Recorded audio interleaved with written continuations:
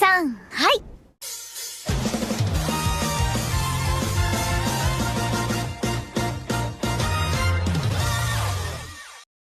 Halo teman-teman Animanga, gimana kabar kalian semua? Semoga kalian semua baik-baik saja. Setelah di video sebelumnya, Animanga sudah membahas tentang bagaimana Senku akhirnya telah berhasil menemukan tanda-tanda keberadaan tambang minyak Sagara setelah Senku berusaha mengingat kembali tentang sejarah ditemukannya minyak bumi Sagara yang pertama kali ditemukan oleh seseorang yang menemukan babi hutan sedang bermain di genangan lumpur. Kali ini, Senku juga mengalami peristiwa yang sama, yaitu franchise merasa kalau babi hutan yang sebelumnya mereka gunakan untuk mencari jamur travel memiliki aroma minyak.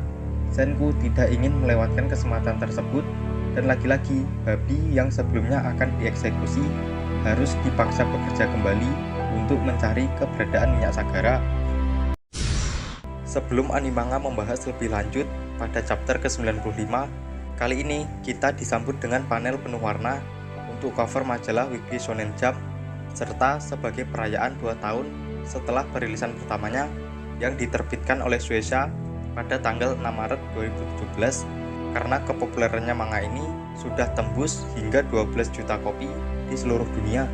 Sudah basa-basinya, yuk langsung aja berikut pembahasan Dr. Stone chapter ke-95.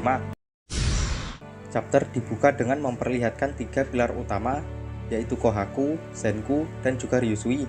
Alasan ketiga pilar ini dipilih kemungkinan berkaitan dengan tagline chapter, yaitu berlayar ke lautan yang tak dikenal. Sebagai seorang ilmuwan, Senku bertugas untuk menentukan arah kemana mereka akan pergi sebagai tujuan utama. Kohaku akan bertugas sebagai atase militer untuk menjaga keamanan para kru kapal dari situasi yang tidak diinginkan, karena Kohakulah satu-satunya orang yang paling ahli dalam urusan pertarungan. Terakhir, Ryusui akan berperan sebagai nahkoda kapal untuk bertugas mengendalikan kapal, karena hanya Ryusui seoranglah yang mampu mengendalikan kapal layar. Terlebih lagi, kapal layar yang akan mereka gunakan adalah kapal layar sederhana yang tidak dilengkapi dengan ramalan cuaca layaknya kapal komersial zaman sekarang. Chapter ini diberi judul Hubungan Pertama karena mereka mendapat panggilan misterius dari sosok yang telah membatukan umat manusia. Babi hutan yang sebelumnya mereka gunakan untuk mencari minyak bumi tiba-tiba pergi, namun ternyata babi tersebut diperintah oleh Suika untuk membawa mereka ke tempat ia bermain lumpur, karena lumpur tersebut adalah lumpur yang bercampur dengan minyak bumi. Si babi kemudian langsung OTW menuju genangan lumpur yang dimaksud Suika, serta diikuti oleh Chrome, Kohaku, dan juga Senku. Suika kemudian berterima kasih kepada babi hutan dengan memanggilnya Sagara, karena dialah yang berhasil menemukan keberadaan minyak Sagara. Chrome sampai dibuat heran bagaimana bisa Suika menjinakkan babi tersebut dalam waktu kurang dari 24 jam. Bahkan tidak hanya menjinakkan, Suika juga berhasil memerintahkan babi tersebut sesuai keinginannya, layaknya permainan sirkus yang memperlihatkan kalau binatang terkadang bisa mengerti apa yang diperintahkan oleh sang majikan. Ternyata jawabannya sangat sederhana, karena babi hutan diberi nama oleh Suika sebagai bentuk interaksi antara mereka berdua.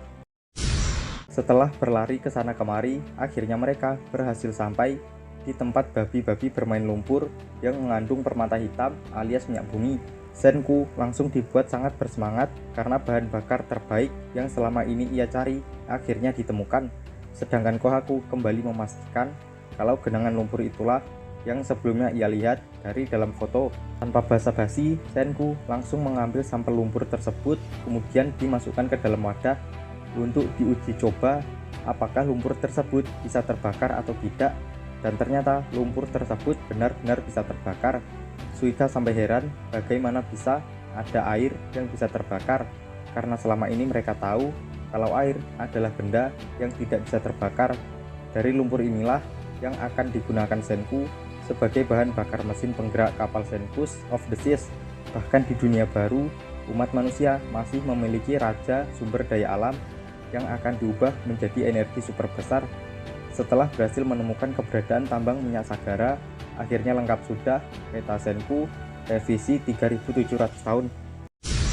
Setelah berhasil menemukan minyak mentah, mereka harus melakukan penyulingan kembali agar minyak yang mereka dapatkan adalah minyak yang memiliki kualitas super, sedangkan si babi yang sebelumnya akan dieksekusi mati oleh franchise untuk dijadikan makanan akhirnya dikembalikan lagi kepada franchise. Apakah babi tersebut masih tetap akan dieksekusi atau akan dibiarkan tetap hidup? Franchise kemudian menjawab kalau babi tersebut tidak bisa digunakan untuk bahan makanan karena sudah berbau minyak. Panel berikutnya memperlihatkan Ryusui yang terbang menggunakan balon udara untuk kembali ke markas besar kerajaan Tsukasa, sedangkan Senku masih sibuk untuk mencoba minyak yang ia dapatkan untuk digunakan dalam mesin super yang kini kita kenal dengan sebutan speedboat untuk menguji kelayakan apakah bensin benar-benar bisa digunakan. Sedangkan Ryusui yang merupakan maniak kapal sangat bersemangat karena akhirnya dia bisa kembali menaiki kapal laut setelah sekian lama pensiun. Masalah layak atau tidaknya itu akan ditentukan oleh kualitas minyak Sagara itu sendiri, karena tidak semua bensin memiliki kualitas yang sama. Contoh sederhananya saja, bensin premium memiliki nilai oktan yang lebih rendah jika dibandingkan dengan Pertalite, sedangkan Pertalite memiliki kualitas nilai oktan yang lebih rendah daripada Pertamax. Sedangkan Pertamax Turbo adalah bensin terbaik yang digunakan untuk mesin mobil supercar seperti Lamborghini dan Ferrari. Seketika itu juga Taiju langsung menyaut apakah ramuan itu adalah ramuan cinta, sehingga Chrome dan Gen dibuat terkejut. Bagaimana bisa Taiju mengira kalau cairan tersebut adalah cairan cinta, padahal sudah jelas kalau cairan tersebut itu bensin. Taiju kemudian menjawab dengan sangat mantap kalau di hari itu di laboratorium sekolah, Senku membuat cairan cinta agar Taiju bisa mengungkapkan perasaannya kepada Yuzuriha. Hari yang sama di saat semua orang berubah menjadi batu. Cairan itulah yang menjadi sains terakhir Senku pada kehidupan sebelum pembatuan. Senku langsung tertawa terbahak-bahak bagaimana bisa Taiju percaya kalau di dunia ini terdapat cairan cinta, padahal sudah jelas kalau cairan yang diberikan Senku adalah bensin yang diekstrak dari tutup botol dalam kurung plastik. Jika di kehidupan sebelumnya sains Senku hanya sampai pada tahap proses membuat bensin, kali ini mereka akan mengejar ketertinggalannya. Dengan kata lain, Senku yang sekarang tidak hanya akan berakhir setelah berhasil mendapatkan bensin, tapi Senku akan membuat sains yang jauh lebih rumit dari yang sebelumnya. Setelah bahan bakar diisi ke dalam tangki speedboat, mereka langsung OTW ke tengah samudera. Dalam sekejap mereka berhasil meninggalkan garis pantai yang bahkan dataran sudah tidak lagi terlihat, bahkan membuat Ukyo sedikit panik meskipun dia tahu kalau 70% dari bumi terdiri dari laut, tapi dia merasa kalau ia kehilangan arah.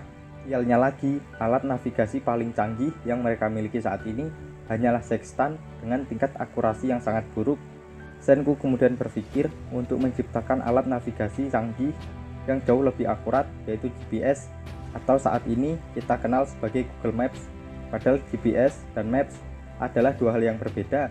Jika GPS adalah petunjuk arah antara posisi kita dan tujuan, maka Maps adalah petanya yang menunjukkan jalan terdekat atau gambaran dari bentuk suatu daerah. Seketika itu juga Ryusui, Gen dan juga Ukyo dibuat nge-lag sampai salah penyebutan GPS menjadi SPG. Bagaimana bisa di dunia batu Senku melakukan hal gila dengan membuat peta GPS, karena selama ini kita mengira kalau GPS membutuhkan satelit luar angkasa untuk memproyeksikan bentuk permukaan bumi. Namun karena di dunia batu sangat mustahil untuk membuat satelit, maka Senku memilih opsi kedua, yaitu dengan menciptakan mercusuar di pinggir pantai sebagai pengirim gelombang radio yang ada di darat. Dengan begitu mereka tidak perlu takut lagi kehilangan arah, karena mereka sudah punya satu titik untuk jalan pulang ke daratan. Untuk menyalakan gelombang radio dengan daya yang sangat tinggi, maka penggunaan baterai atau aki akan sangat tidak efisien. Karena itu mereka memilih menggunakan putaran turbin kincir air sebagai daya utama agar sinyal radio menjadi sangat-sangat kuat. Seketika itu juga gelombang radio super kuat langsung menyebar hingga ke seluruh permukaan bumi. Tanpa basa-basi, Senku, Ukyo, dan juga Chrome langsung kembali ke tengah samudra untuk ujian praktek pertama mereka menggunakan ponsel yang sudah dilengkapi dengan antena untuk menguji kelayakan apakah gelombang radio mereka sudah layak digunakan dalam proses pelayaran. Lagi-lagi Chrome dan Rurilah yang menjadi dua orang pertama yang mencoba ponsel yang dilengkapi dengan antena radio, setelah sebelumnya mereka menggunakan ponsel dengan navigasi kabel. Lagi-lagi, Ginro memberikan saran aneh agar Ruri mengungkapkan perasaannya kepada Chrome, karena di Jepang kebanyakan ceweklah yang terlebih dahulu mengungkapkan perasaannya. Ruri sampai tersipu malu hingga wajahnya memerah. Tiba-tiba saja ponsel mereka mengalami gangguan yang sangat mengerikan, karena tiba-tiba gelombang elektromagnetik super besar muncul untuk mengganggu sinyal telepon. Anehnya, gelombang yang muncul tidak hanya satu, melainkan sangat banyak dan muncul dari segala arah. Ryusui mencoba bertanya kepada Senku, apakah gelombang itu muncul akibat bencana alam atau bukan. Senku dengan sangat yakin menjawab kalau gelombang itu muncul bukan karena gangguan alam, melainkan ada seseorang yang menyadari saat Senku mengaktifkan mercusuarnya. Tanyanya adalah, bagaimana bisa Senku bisa yakin kalau itu gangguan dari orang lain? Jawabannya, karena gelombang tersebut muncul dari frekuensi yang berbeda dari yang digunakan Senku. Karena itulah suara Ruri tiba-tiba menghilang, karena telepon yang digunakan Chrome menangkap frekuensi lain. Jika mereka berada pada frekuensi yang sama, maka seharusnya pembicaraan Ruri dan Chrome tidak terputus begitu saja, melainkan akan saling terhubung, layaknya sedang meeting dengan beberapa orang sekaligus. Seperti yang kita tahu, kalau pita frekuensi jaringan 4G LTE yang digunakan di Indonesia rata-rata menggunakan pita frekuensi antara 800 MHz hingga 2,6 GHz. Kembali ke chapter, Senku tidak hanya mendapat gangguan, tapi dia juga mendapat pesan yang berupa kode Morse. Setelah diterjemahkan, kode Morse tersebut berarti kenapa, dan terus kenapa. Pesan tersebut bukanlah berita baik, karena pesan yang mereka dapatkan layaknya sebuah ancaman, bukan pesan SOS atau permintaan bantuan. Dengan kata lain, Senku mulai mengerti kalau umat manusia berakhir membatu karena ulah atau kesengajaan orang lain, bukan karena bencana alam. Dari sini, Senku mengambil kesimpulan kalau pengirim pesan tersebut adalah musuh umat manusia. Sekian pembahasan Dr. Stone chapter ke-95. Berikutnya, Animanga akan membahas Dr. Stone chapter ke-96 yang bercerita tentang strategi Senku untuk mencari sang dalang dari pembatuan umat manusia yang terjadi 37 abad yang lalu.